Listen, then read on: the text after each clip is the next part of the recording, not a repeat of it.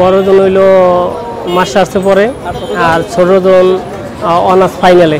আচ্ছা, আপনি রাস্তায় বাঁশি বাজিয়ে আপনার দুই মেয়েকে ভার্সিটিতে পড়াচ্ছেন, এই বিষয়টা আসলেই অবাক করার মতো। অনেকেই আছে যে তারা পড়াশোনা করায় না, বাট আপনি বাঁশি বাজিয়ে আপনার মেয়েকে ভার্সিটিতে পড়াচ্ছেন, এই ব্যাপারটা একটু অন্যরকম। ভাই যে যেইটা আশা করে তার আশা আল্লাহ পুরো।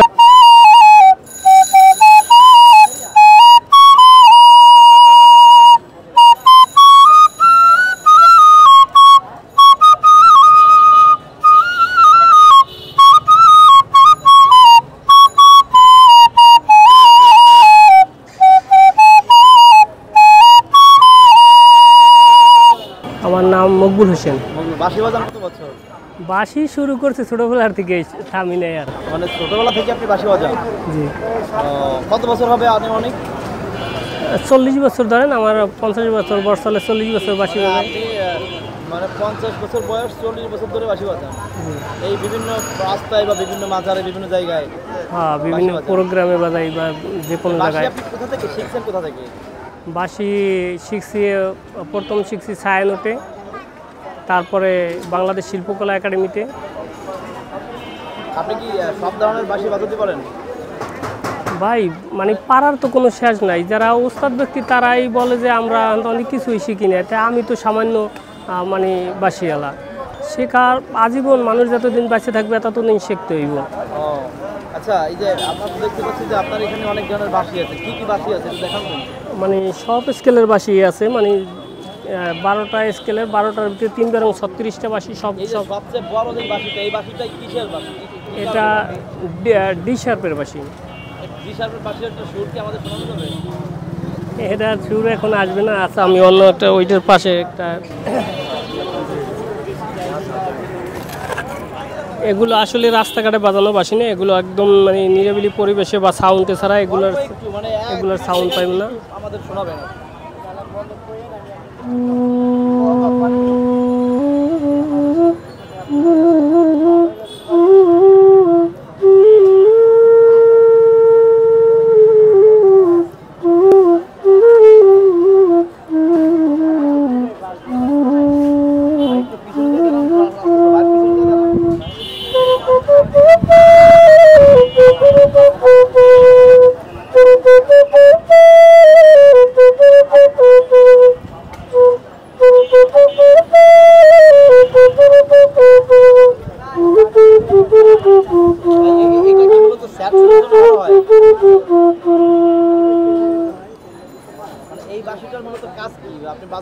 এই বাঁশিটা হইলো যেমন বিরহের গানগুলি বা যখন শিল্পী গান গাইতে দাঁড়ায় তখন এই বাঁশিটি আলাপ বাজায়, একদম করুণ সুরগুলো এই বড় বাঁশি দিয়া। মানে ওভারঅল যত মানে সব ধরনের গানের বাঁশি আপনি বাজাতে পারেন, এই তো? এই একটু একটু চেষ্টা করি আর কি সব। আচ্ছা, ফ্যামিলিতে কে কে আছে আপনার? আমার ফ্যামিলিতে আমার 2 মেয়ে, আমি, মেয়ের মা। তারা পড়ালেখা করে, পড়ালেখার পাশাপাশি এই সঙ্গীত জগতেই আছে। আচ্ছা, মানে কিসে পড়াশোনা করে? আমার বড়জন হইল মাস্টার্সে পড়ে আর ছোটজন অনার্স ফাইনালে।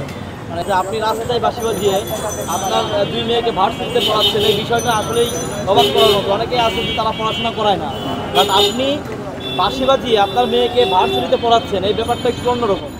ভাই যে যেইটা আশা করে তার আশা আল্লাহ পুরায়। যদি মানে আশাটা মানে নিয়ায়টা যদি সঠিক হয় তাইলে আশা আল্লাহ পুরায়। আমার নিয়ায় ছিল যে আমি লেখাপড়া করিনি, আমার পোলাপানরা আমি লেখাপড়া করাবো, তাই লেখাপড়া করছে। তারাও আমার কথার বাধ্য, মানে কথা শুনছে, তাই লেখাপড়া করাইতে পারছি বা করতেছে লেখাপড়া। আপনার মেয়েরা এখন আপনাকে বলে না যে বাবা আমরা এখন ভার্সিটিতে পড়াশোনা করি, এখন আপনি কেন রাস্তায় বাঁশি বাজাবেন, বা অনেকেই খারাপ কথা বলে, এই ধরনের কোনো কথা অভিযোগ পান না আপনি?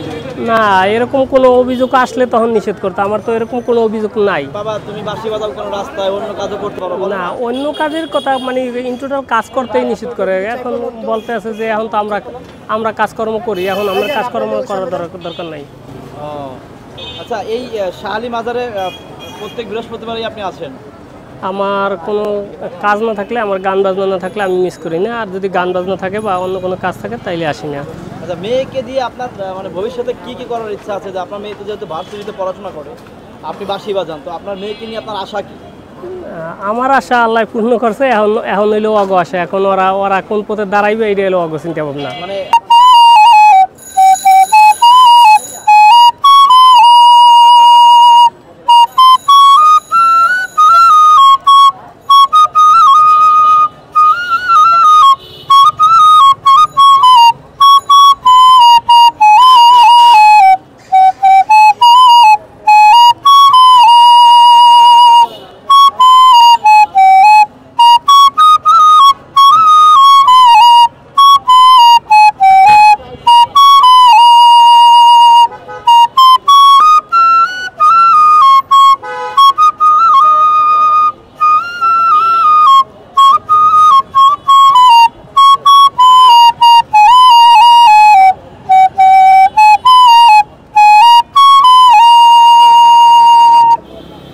মেয়েকে নিয়ে এই যে যারা দর্শক দেখছে তাদের কাছে কিছু বলার আছে আপনার? না, দর্শকের কাছে একটাই দোয়া করবেন, জানি আমরা সৎ পথে চলতে পারি, সৎ পথে থাকতে পারি।